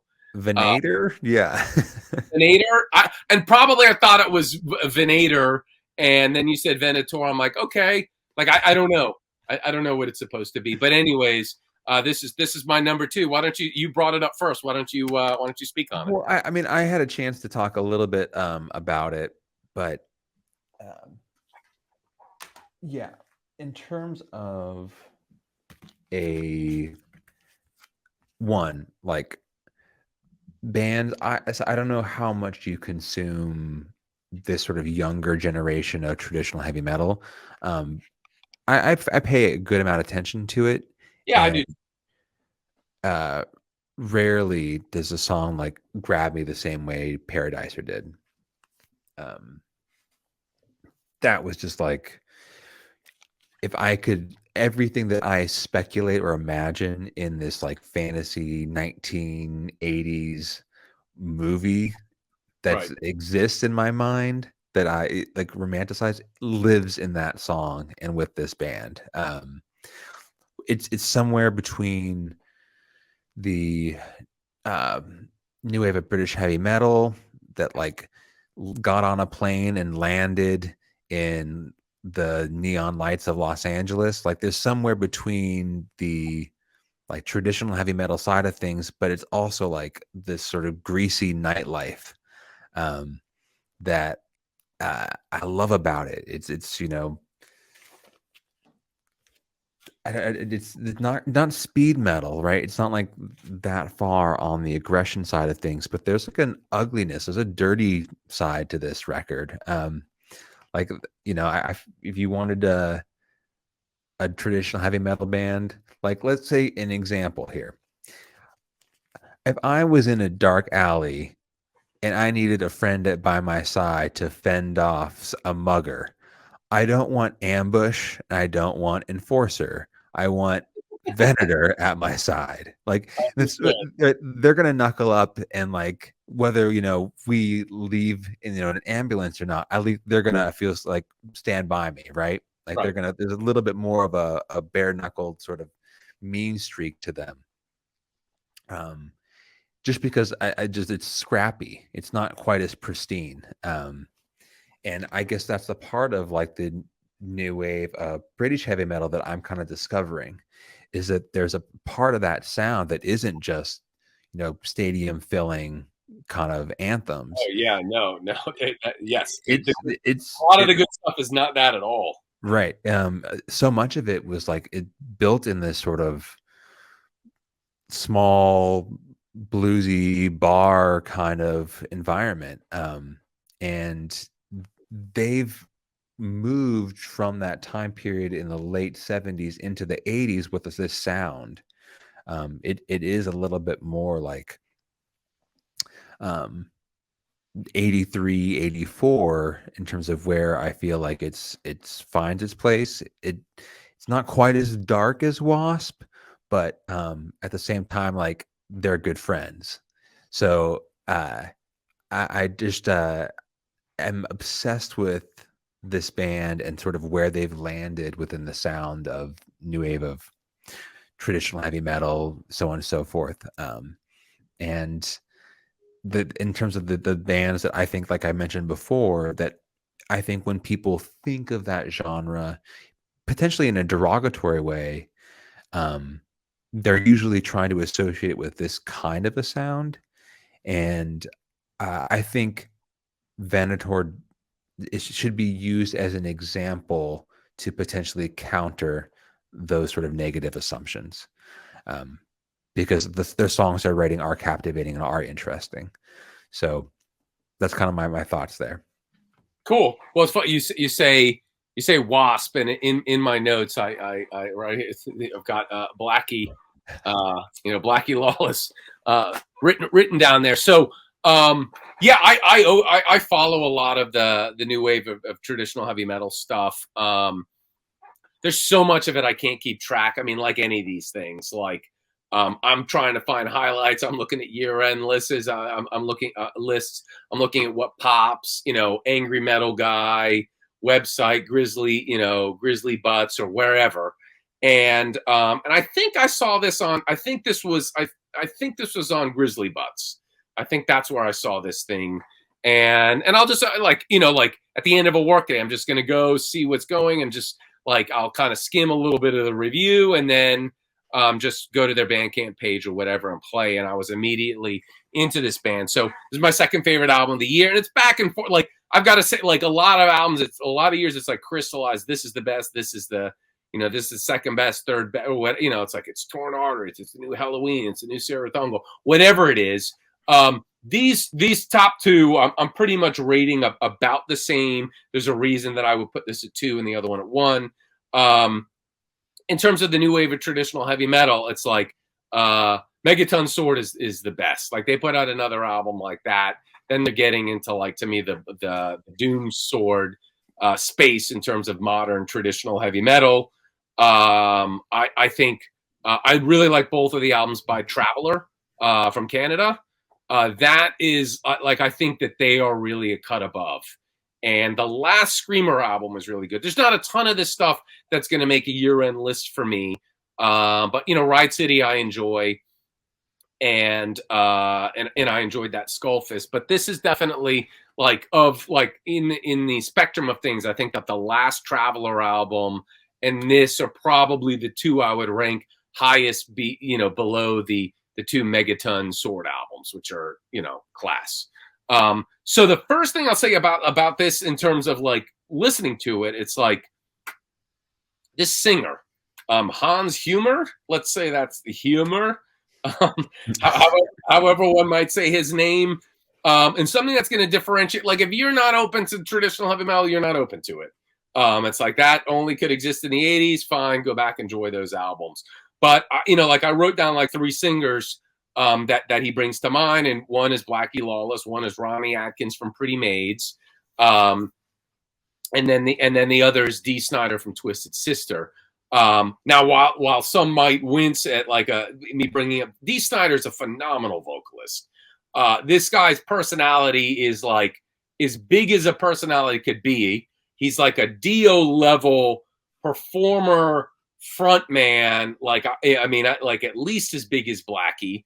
Like performer, frontman, full package. You can believe he punched someone in the face. You believe he's also a good guy, like a multifaceted person. Now he's known to people like assuming you don't have all the Twisted Sister albums, and there aren't many, like you're going to think of these hits like We're Not Going to Take It and I Want to Rock. But this is a really good storyteller with a ton of personality. And to me, of the vocalists, this is who Hans Humor is reminding me of. Like there's grit and there's weight. And he seems like, I mentioned with Skull Fist and Riot City, and some of these bands where there's like a youthfulness and a boyishness to them. And I enjoy that. And it's an aspect of their music. And High Spirits has this to some degree as well. This singer is not that. This seems like a frontman, adult. Like there's just a different presence. And I mean, all these singers are I'm sure younger than I am, but there's just a different level of confidence and swagger with this guy. Which you brought up Blackie. I had written down Blackie already, and I'm thinking Dee Snider. Like this is a guy who's like a captivating like storyteller and presence in a different way. And in a different time and in a different era, this guy would be a star. You'll occasionally get shrieks from him. He can go up there. He has some high notes. He has some stuff in his top that Dee Snider does not have, and stuff that I have some Wasp albums, but I don't know the complete catalog by any means. But I think he has high notes that Blackie doesn't have, and high notes that Ronnie Atkins does. So he has that part of that's part of his arsenal. But the main thing is this confident, swaggering, more mid-range guy who's pushing up and has a fuller voice. And so that's going to be like in any of these traditional metal bands, it's almost half, if not more, is just going to come down to how good the lead singer is and what ideas are they singing. I mean, Megaton Sword, there's no other singer who sounds like that. Like he's like as weird and out, I feel, as the Cirith Ungol guy, but with all this great pitch and wizardliness of like Mark Shelton, like that's like a ton of it. They write great songs, but like half of it is just that guy, and half of why this thing and that EP or single or whatever, those 3 songs on that first, such a success is because this guy is so good.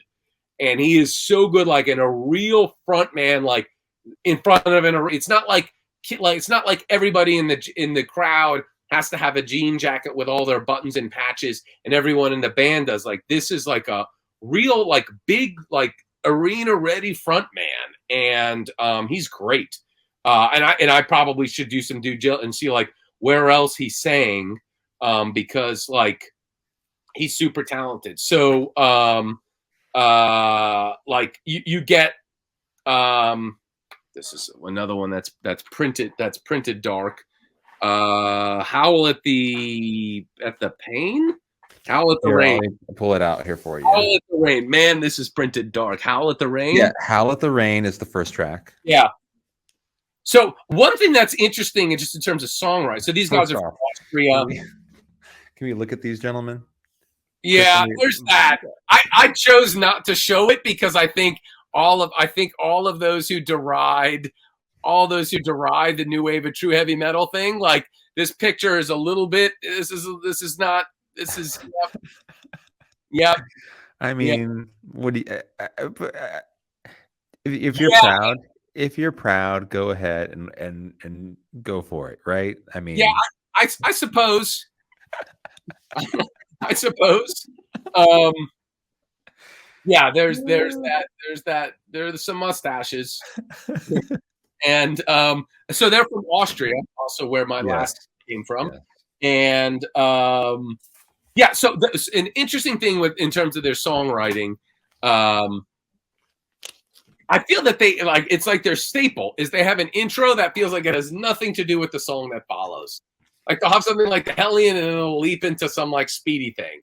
Or they'll have some, like some weird like arpeggio, like sad arpeggio thing, and then it leaps into like this like, like this happy chorus sense. Like their intros are just like I feel like they have their songs and they're like, we need some intros, and they just like here's some ideas and we'll just put them there. It's not like any of them are bad. It's weird because like I listen to like I've listened to this album a bunch, not a ton, but like you listen I've listened like I was singing you stuff from that Stangarigel album, which because I don't have the physical copy, I've only listened to that thing 3 times. I'm singing you licks, and this album I could tell you like I can listen to the song and that intro is going. I'm like, what is this song again? And then the song will start like, oh, it's this one, and I could start singing it. Like because that intro, like I feel like that intro is always like this diverting other thing. But be that as it may, like they also so like the Seventh Seal, that's the second one.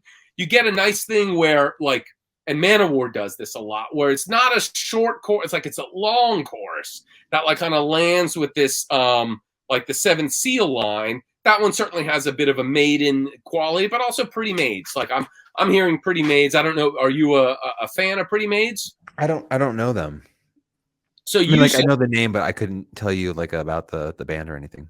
So Pretty Maids, you should just start with Red Hot and Heavy. That's where you want to start. So that's right on this line where there's like stuff that's like Maiden, new wave of British heavy metal, pretty aggressive, but then also things that are made for the arena and for people to sing along with. Like they are like that's the band to me that this is most like in terms of they are in those two camps. Like there's the harder, more legit side of like the glam metal thing, and then just like straight up heavy metal with none of that. And I think Pretty Maids, Red Hot and Heavy is that. And I remember the first time I heard this, I'm like, those first two are good, and then you get to the third one with that red and black, like that shit is great. Like the people's rebellion, soon to be unleashed. But where will we go? I don't know. Red and black, we are devastated.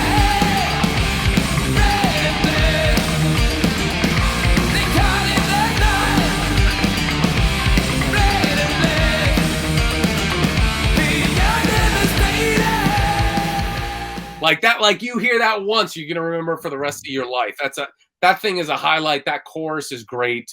The lick is really good, but just like even how he pronounces black, like red and black, like that's like a D. Snyder thing. Like that's like I'm hearing it's like so you got to be confident, red and black. You got to be confident, weighing on the whatever he says there. That shit is good. So I really enjoy that. The Knight Rider You get a really busy chorus riff, and then smooth singing on top, which is like really like when to go smooth if the shit is more active underneath.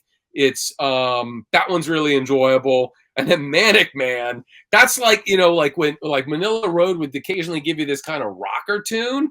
This is like the best one of those never recorded, because the biker tunes were not the highlights for the Manila Road albums, but this manic, manic, manic, man, like that is really good stuff.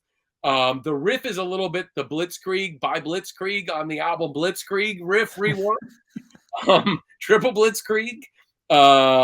The bridge is good enough to be the chorus in this song, but that like the manic, manic, manic, man, like that is really, really good.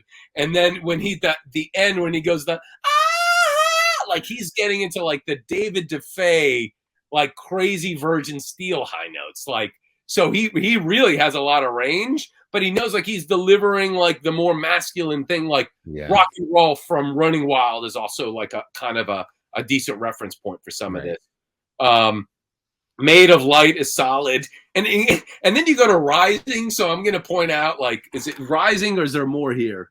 I just had The Rising. So in terms of like the misdirections of this band's intros, an H.P. Lovecraft quotation. If there's an album of all in my entire list that doesn't have the H.P. Lovecraft feel, it would be this. Like there's no unnameable creature from the nameless abyss going on. This shit is in the alleys and occasionally on the mountaintops. There's no this isn't that. In any case, you get like Michael Schenker licks, like the kind of stuff you get in Desert Song. And then but like there's like a real like the synergy of this band. It's like when the darkness seems to grow, and then there's like a pause, and then and you get the twin lick. Really, really, really good stuff. The Hex is cool. Like these are all enjoyable. And then the last one, Streets of Gold. You get a really busy verse riff with like very smooth emotional singing that's pretty somber, and then the chorus is, I think, probably the most upbeat of the chorus. You have angrier choruses and more somber ones. This one is the Streets of Gold is like a little bit more like hopeful, uplifting. So it's nice to get that different color at the end. But I apologize, members of Venator, should you listen to my terrible renditions, but this is the real deal. Like, it isn't hard for me. Like, you want like new wave of traditional heavy metal. Let's say in the post Battle War, post Doom Sword world, it's those Megaton Swords. It's that second Traveler album.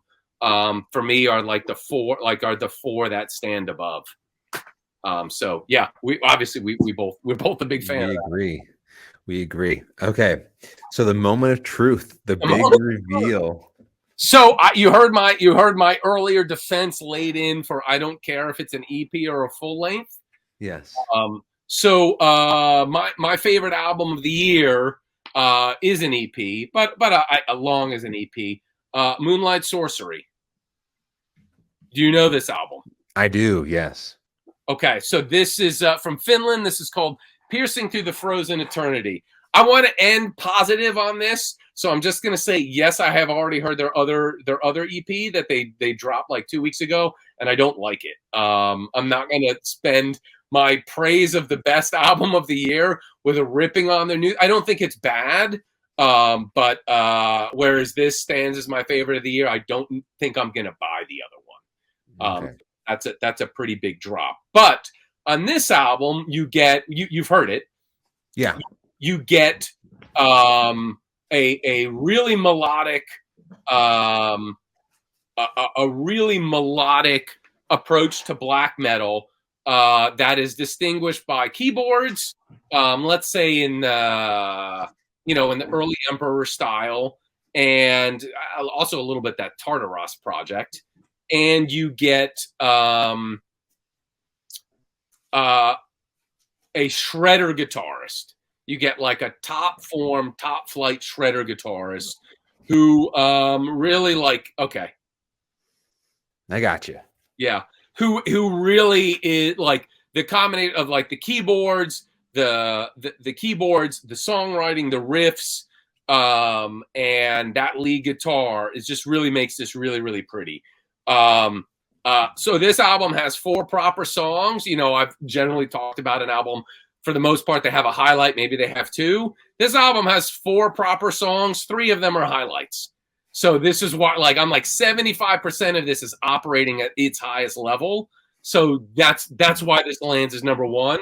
Whereas the Venator, to me, like 3 of those, maybe 4 are highlights. It's obviously a little easier as an EP, and that's why if they were both full lengths, it would be easier to kind of clarify. But so you get like. There's the dungeon synth subgenre called the winter synth. So you're getting those winter that the Evil Feast guy uses those a lot, that kind of sound. And so you get that sort of thing. The singing, the black metal singing is like Selenius summoning, like ultra wet, like really, really wet. And then like the riffs are really just strong, and you're getting these harmonic pinches, and you're getting a little bit of showboating, which is sort of like really weird in this context. Like, and there's like a transition in this first song where it's like, or a couple transitions in this first song where it's like Yngwie Malmsteen transitions.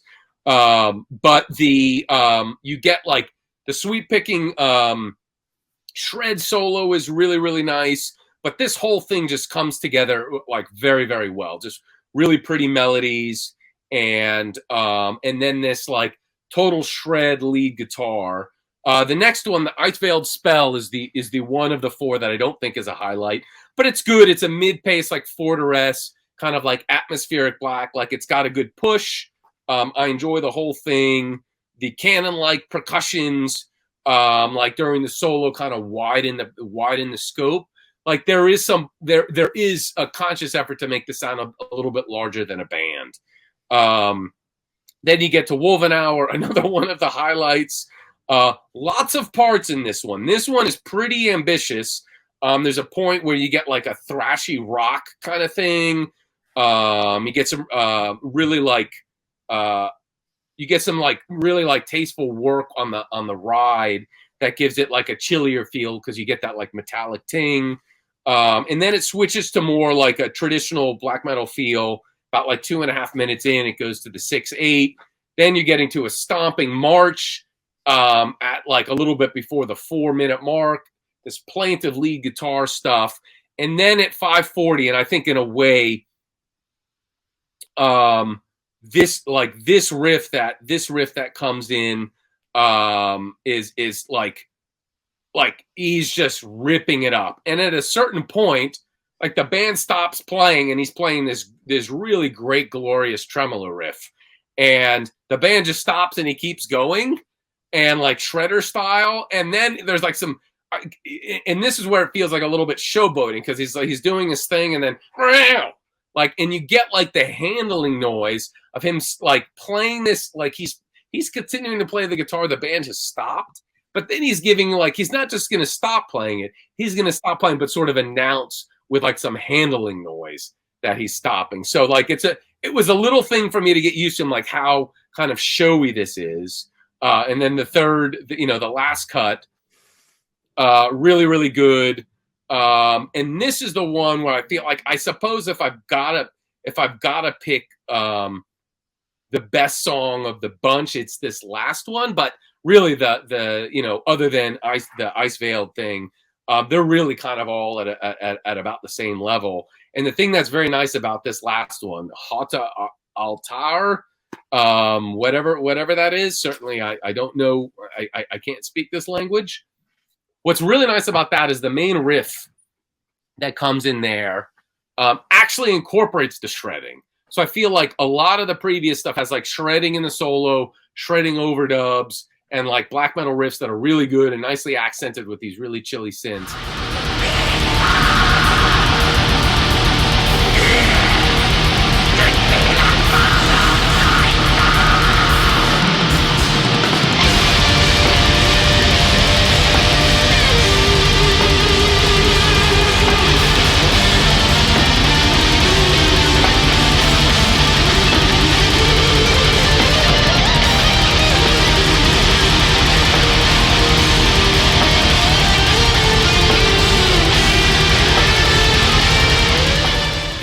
actual shred and like the sweep and all that stuff is actually part of the riff.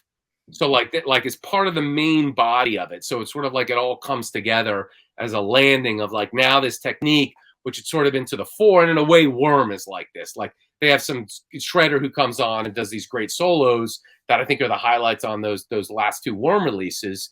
But here you have now actually the songwriting itself, like the pillars of the guitars are now doing this crazy shred. So it's really, really good and just very enjoyable. Like that album.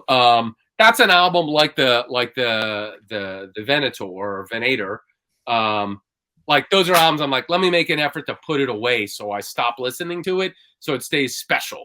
Because I don't want to over listen to it. So those were, it was definitely like those are the two that kind of stand a little bit above, and that Stengar Regel, if the last song was better, I would rank that with those three. But it's pretty close.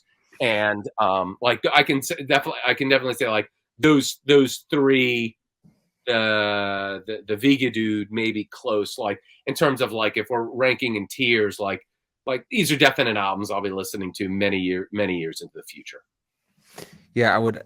What's interesting for me is like the Moonlight Sorcery, to point about the solo work. It's something that I was incredibly surprised by how well that integrated into a black metal record, because that's the hardest part I've had with the, I guess, Forever Glade and Blue Nothing is I have a difficult time reconciling that kind of solo work within the band. Right. And I did not, like, I was caught off guard when I initially heard the soloing for Moonlight Sorcery, but like just because I wasn't used to that kind of,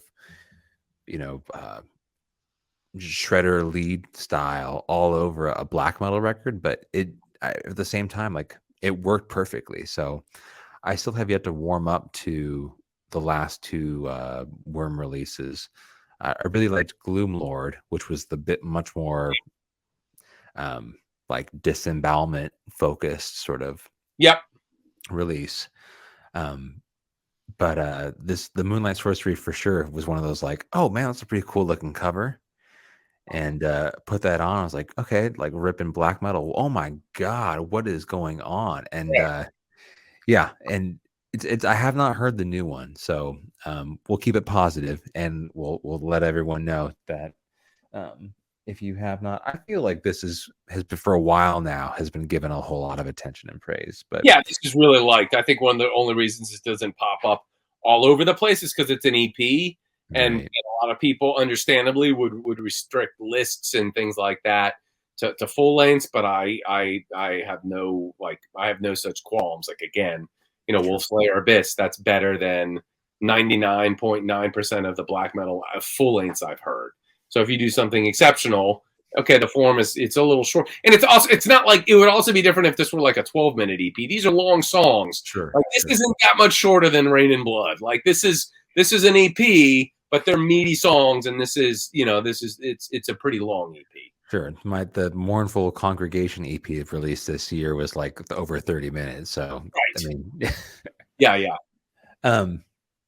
Thank you so much for coming on and doing this, Craig. My pleasure. It was. I had no idea it would actually go quite this long. So I hope I haven't destroyed your sleeping schedule for the days to come. I'm nocturnal, so I don't. You might like my energy doesn't dip because this is like the middle of my day. Sure.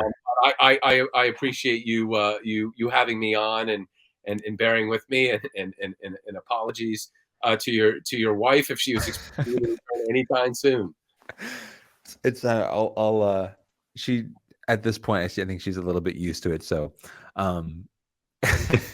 but I just want to say, yeah, it was really cool to do this. And I really didn't have anything planned for end of year stuff. So when you reached out, it was like a perfect opportunity for me. So cool. I really appreciate it. So I'm probably, down the road, I would love to do something again. I know you're a very busy person. So until then, I'll reach out to you if I have like a cool idea. Is there anything that comes to mind? Anything on that people should know on your schedule coming up that you want to kind of put out there? Oh, the only thing I've got this is my last novel to get published. This is Slanted Gutter. This is a pretty nasty crime piece. You can find it anywhere. Amazon is probably just the easiest place to get it. And then this just came out this month. This is a full-length graphic novel that I wrote and drew and lettered and did absolutely everything. So I've gotten some real nice support from people in the industry. This is put out by Dark Horse, so you can find it in, if you go into a comic book store, they're likely to have it. And actually, the distribution for Dark Horse is good enough that they hit regular bookstores as well. Amazon and those places have it as well. So super proud of this. 2,800 hours of my life went into creating this work, and spent a ton of that time listening to heavy metal. Perfect. Thank you once again, and hopefully I'll talk to you soon, and we'll work something out in the future. Cool. Absolutely.